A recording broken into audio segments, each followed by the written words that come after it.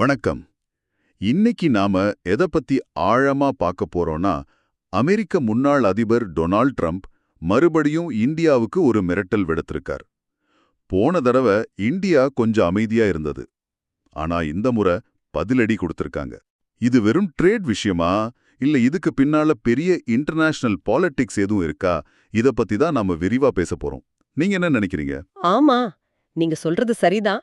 இது மேலோட்டமா பார்த்தா ஒரு வர்த்தக சண்டை மாதிரி தெரியலாம்.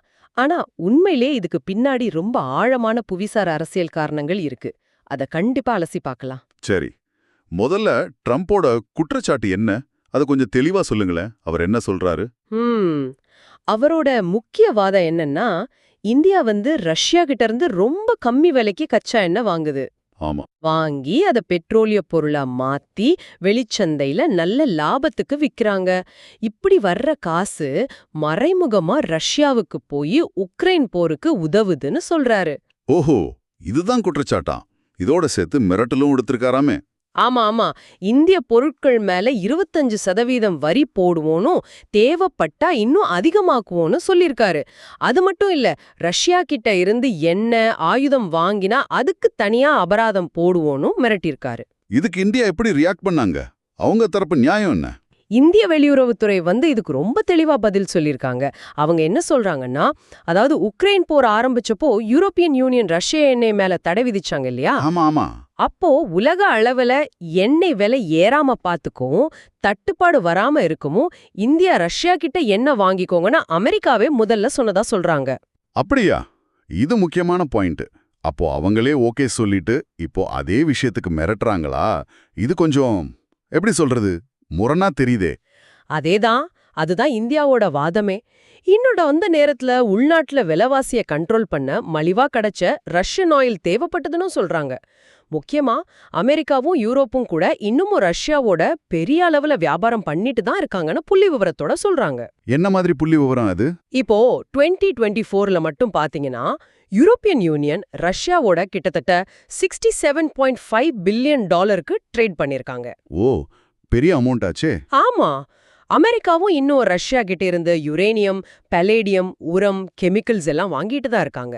2023-25 டேட்டா பார்த்தாலும் நல்ல வியாபாரம் நடக்குது.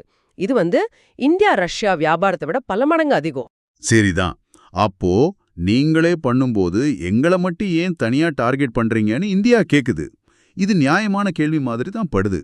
இதுல வேற ஏதோ உள்நோக்கம் இருக்குமா ட்ரம்போட இந்த ஸ்டாண்டுக்கு பின்னாடி?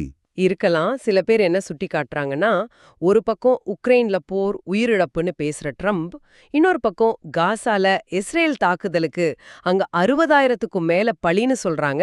அதுக்கு ஆயுதமும் பணமும் கொடுத்துட்டு இருக்காரு. இது ஒரு மாதிரி இரட்டை நிலைப்பாடுன்னு விமர்சனம் வருது. ஆமா, அதுவும் கவனிக்க வேண்டிய விஷயம்தான். அதே சமயம் அமெரிக்காவுக்கு இந்திய பொருட்கள் தேவையும் இருக்குன்னு சொன்னீங்களே, மருந்து, போன் மாதிரி. நிச்சயமா. அதனால தான் இந்தியாவோட சில பொருட்களுக்கு, அதாவது மருந்து, ஸ்மார்ட் போன், எலக்ட்ரானிக்ஸ், இதுக்கெல்லாம் வரி விலக்கு கொடுத்திருக்காங்க. இதுவே அமெரிக்கா எந்த அளவுக்கு இந்தியாவை நம்பி இருக்குன்னு காட்டுது. கரெக்ட். அப்போ இந்த மிரட்டலுக்கு உண்மையான காரணம் என்னவா இருக்கும்? 2 முக்கிய உள்நோக்கம் இருக்கலாம்னு நினைக்கிறாங்க. ஒன்னு, இந்தியாவை பைலேட்ரல் ட்ரேட் அக்ரிமெண்ட்ல கையெழுத்து போட வைக்கிற பிரஷர்.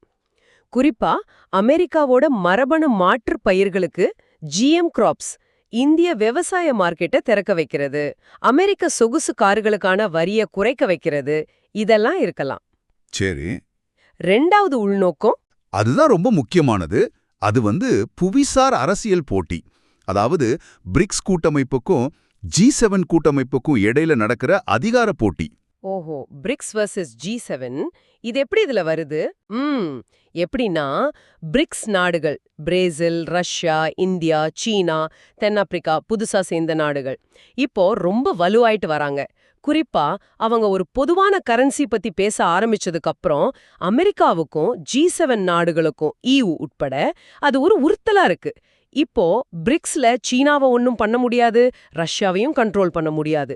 அதனால அந்த குரூப்ல இருக்கிற மத்த பெரிய நாடுகளான பிரேசில், அங்க 50% வரி மிரட்டல், இந்தியா இங்க 25%க்கு மேல வரி மிரட்டல், இவங்கள குறிவைக்கிறாரு ட்ரம்ப். அப்படிதான் பார்க்கப்படுது. அப்போ இது வெறும் அமெரிக்கா இந்தியா பிரச்சனை இல்ல, இது பிரிக்ஸ் வர்சஸ் G7 அப்படிங்கிற பெரிய ஆட்டத்தோட ஒரு பகுதிங்கிறீங்க. சரியா சொன்னீங்க. இந்த பின்புலத்துல தான் யூரோப்பியன் யூனியன் கூட இந்தியாவோட நயாரா, ரிலையன்ஸ் மாதிரி கம்பெனி மேல ரஷ்ய எண்ணெய் விலை வரம்பை மீறிட்டாங்கன்னு சொல்லி சில தடைகளை விதிச்சதையும் நாம பார்க்கணும். கொஞ்ச வருஷம் முன்னாடி ஹவுடி மோடின்னு கொண்டாடின நட்பு இன்னைக்கு இப்படி ட்ரேட் வார் மிரட்டல் வரைக்கும் வந்திருக்குன்னா அதுக்கு காரணம் இந்த ஜியோ பாலிடிக்ஸ்ல வர்ற மாற்றங்கள் தான். ஆக மொத்தத்துல பார்த்தா ட்ரம்போட மிரட்டல்ங்கிறது வெறும் ரஷ்யா ஆயில் ட்ரேட் பத்தினது இல்ல. இது வளர்ந்து வர்ற ஒரு புதிய உலக கூட்டமைப்புக்கும் இப்போ இருக்கிற அதிகார மையத்துக்கும் நடுவுல நடக்கிற ஒரு பெரிய போட்டியோட ஒரு அங்கம்னு நல்லா புரியுது. வர்த்தக போருங்கிற பேர்ல நடக்கிற ஒரு புவிசார் அரசியல் நகர்வு இது. ஆமா. இறுதியா நீங்க யோசிக்க வேண்டிய ஒரு கேள்வி என்னன்னா, இந்த மாதிரி பெரிய உலகளாவிய கூட்டணிகளுக்கு நடுவுல போட்டி, அழுத்தம் எல்லாம் அதிகமாகும்போது, இந்தியா மாதிரி வளர்ற நாடுகள் எப்படி தங்களோட சொந்த பொருளாதார தேவையையும் பார்த்துக்கிட்டு, அதே சமயம் இந்த பெரிய அரசியல் விளையாட்டோட கோரிக்கைகளையும் சமாளிக்க போகுது. இதுதான் இப்ப இருக்கிற முக்கியமான சவால். இந்தியாவுக்கு மட்டும் இல்ல, பல நாடுகளுக்குமே இதுதான் நிலைமை. நண்பர்களுக்கு வணக்கம்.